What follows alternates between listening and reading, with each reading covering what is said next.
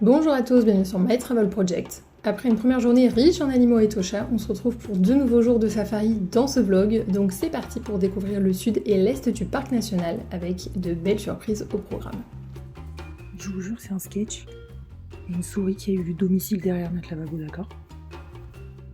Genre, il y a du bruit, il y a des trucs qui bougent, et hier j'ai regardé, c'est une putain de souris des champs qui est en train de construire son meilleur nid là. Bon, nous sommes partis pour cette deuxième journée de safari. Et en fait, c'est comme... Il bouge. Il bouge? Il va repart à droite. Ah oui, je vois son fiac. En fait, on se disait, c'est quand même vachement procédurier à l'entrée au gate de... 3 personnes. De Dombika, enfin au gate d'entrée dans Etosha. Il y a quand même 2 personnes pour checker notre permis qui est déjà validé. 3 personnes, pardon. 3 personnes pour checker notre permis qui est déjà validé, pour checker le passeport, les passeports. Et en plus, à chaque fois, ils nous demandent les mêmes infos. C'est pas grave, on est rentré plutôt vite. Et là, nous sommes en train de regarder un rhinocéros qui est un petit peu moins près qu'hier. Mais c'est sa petite vie, quoi. Parce qu'en fait, là, je vais montrer, mais on est un peu encerclé par... Il y a du monde là. Par d'autres personnes. Donc ça, c'est la situation actuelle. Il y a 4 bagnoles derrière. Et il y a 4 bagnoles derrière. Le rhino est genre quelque part là-dedans. Et là, c'est les bagnoles de Game Drive des lodges. Sauf que, on peut pas avancer là. Ah! Attention, ça va commencer.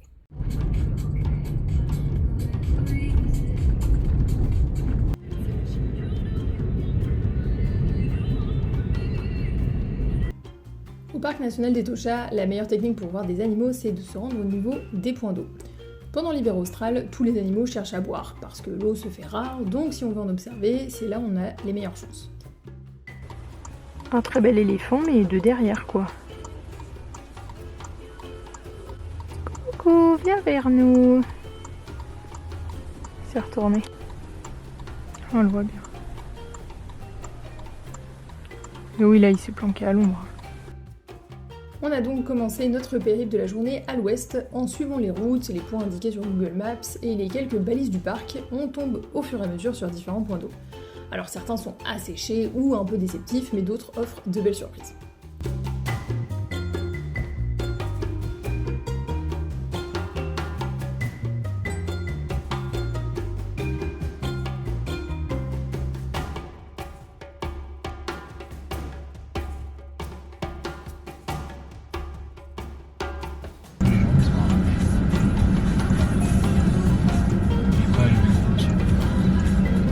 C'est là que tu dis que c'est un petit cerveau. Hein.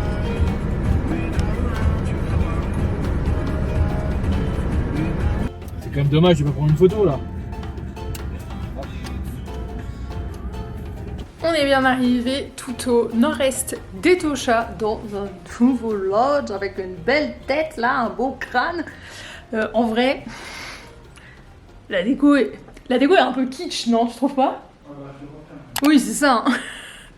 Bref, on trouve que la déco fait kitsch, mais on avait vu les photos avant de venir, c'est juste qu'on voulait trouver un lodge qui était beaucoup plus au nord, et c'est celui qu'on a choisi, et on y reste une nuit, et ça va être très bien. En soi, c'est juste que la déco, c'est pas franchement ce qu'on mettrait dans notre salon, quoi. Donc ça, par exemple, c'est la chambre. C'est le lit avec un énorme canapé devant. Donc là, j'ai déjà installé 2-3 de mes affaires. On a un gigantesque miroir de ce côté-là. En fait, je trouve que c'est un peu genre tous les détails qui font très kitsch, quoi. Plus la palette de couleurs. Voilà. Bon, par contre, la vue, on n'est pas trop gêné par la foule, quoi. Donc si ça se trouve, demain, on va ouvrir les rideaux et on aura un gnou devant notre chambre, on ne sait pas. Tiens, on en voit au fond. Alors là, j'ai pas mis le bon objectif. Et techniquement, au fond, il y a des bêtes là. Et enfin, dernier point quand même assez important à noter sur cette chambre, c'est qu'on a une piscine privée.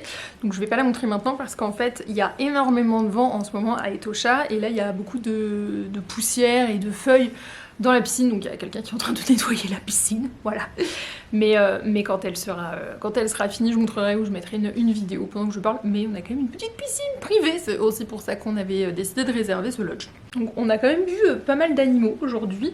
On a peut-être, je dirais, on les a vus de plus loin en fait qu'hier. Bah, aussi hier, on a eu trop de chance avec le rhinocéros parce qu'on l'a vu de vraiment près. Et on s'est posé la question si demain on refaisait un safari d'une demi-journée avec un guide, donc via le billet de cet hôtel. Et finalement, on s'est dit que non, parce qu'on a 1h30 à 2h, je crois, de route jusqu'à notre prochain camp. Enfin, je dis camp, mais c'est des tentes de luxe, hein, donc c'est pas nous avec notre tente de toit, voilà. Et en fait, sur le chemin pour aller à notre prochain camp, enfin notre prochain hébergement, il y a aussi des points d'eau auxquels on va pouvoir s'arrêter pour voir des animaux.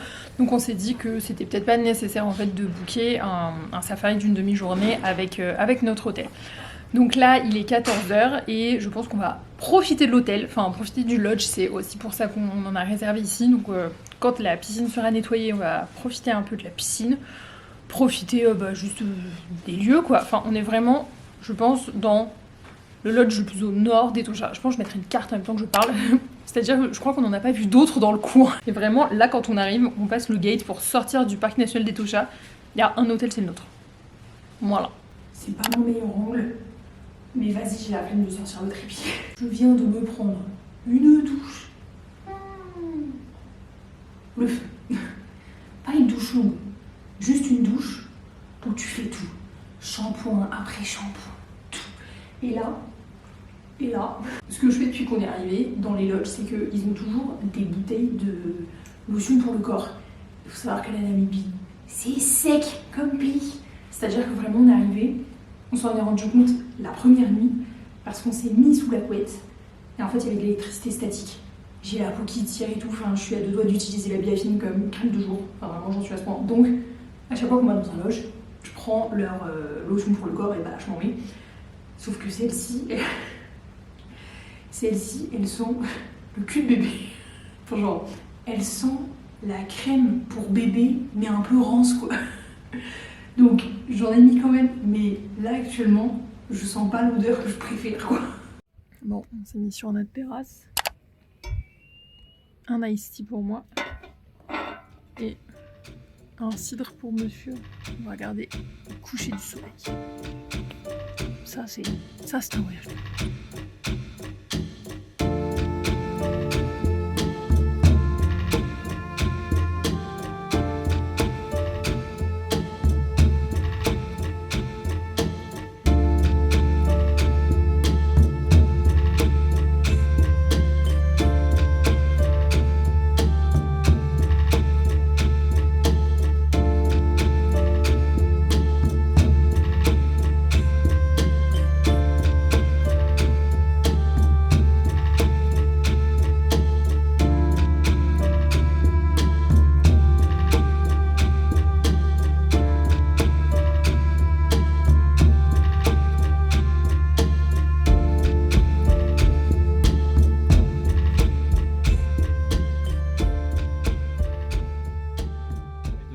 Pour les touristes en fait. Mais ils provident aussi de l'eau pour les touristes quoi.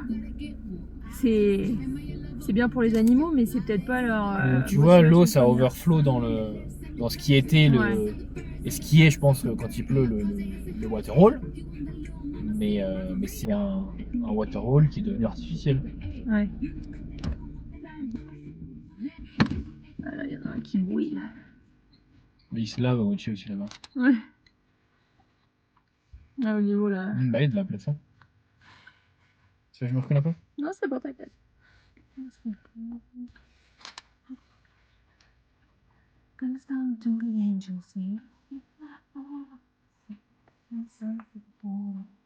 Et au milieu, il y a un petit symbole là. En fait, ce que je trouve fou, c'est de voir les différents animaux ensemble, tu vois.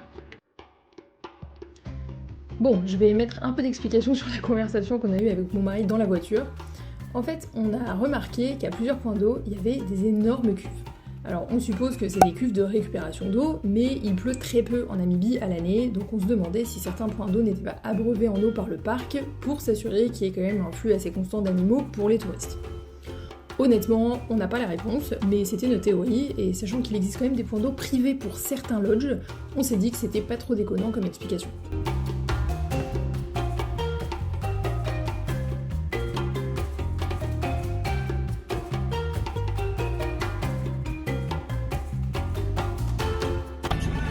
Elle nous fixe.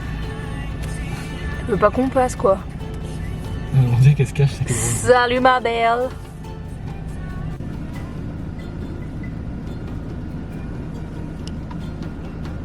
C'est très drôle ici. Oh, regarde comment il lâche ses petits là.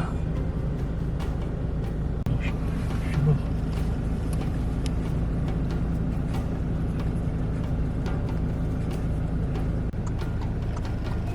Il est là-bas, il est à gauche un petit peu.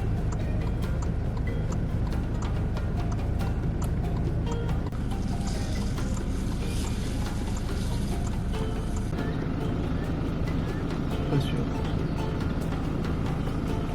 Sur le cul, mais j'ai l'impression que dans le milieu, il y a...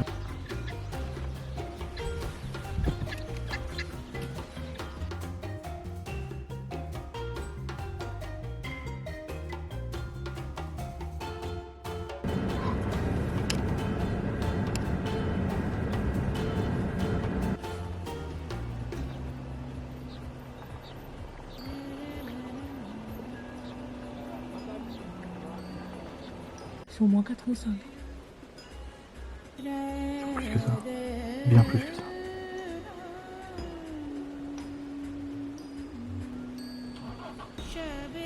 Faut pas partir à la vue. Il y a un petit. Il y a un petit. Zinzin. Ça ne s'arrête pas derrière. Ça ne s'arrête pas derrière. Il y a un tout petit.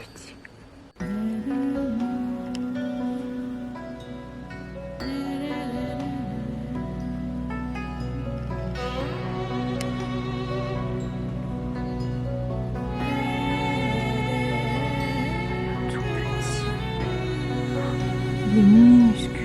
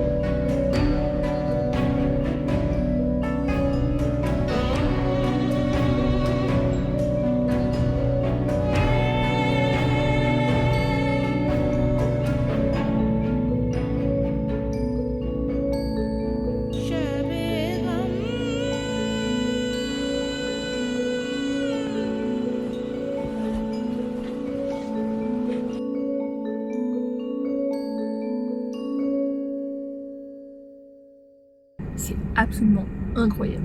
On était en train de dire que genre vraiment à 5 minutes près on allait partir de ce point d'eau justement. Et là je vois un truc bouger dans le fond, je dis bah il y a un éléphant qui arrive, tu vois. Au début on s'attendait à genre 2-3 éléphants vraiment.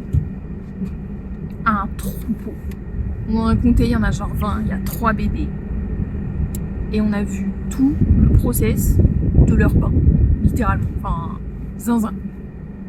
Et là, ils sont en train de manger, ils se mettent de la poussière ensuite sur la peau pour se protéger du soleil et je crois pour faire baisser la température aussi de leur peau. Incroyable.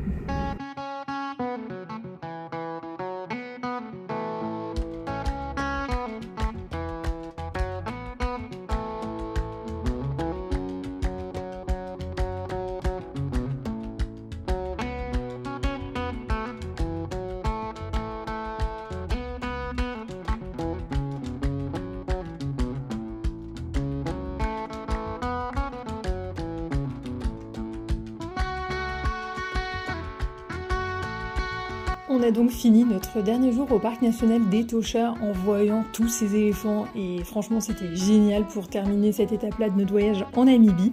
Et évidemment on a aussi tenu à profiter de notre dernier hébergement qui était un tented camp, c'est le seul qu'on a fait de tout notre voyage donc c'était assez cool de profiter des lieux. C'est donc la fin de ce vlog et de notre avant-dernière étape. On se retrouve dans une prochaine vidéo, cette fois-ci au parc national de Waterberg.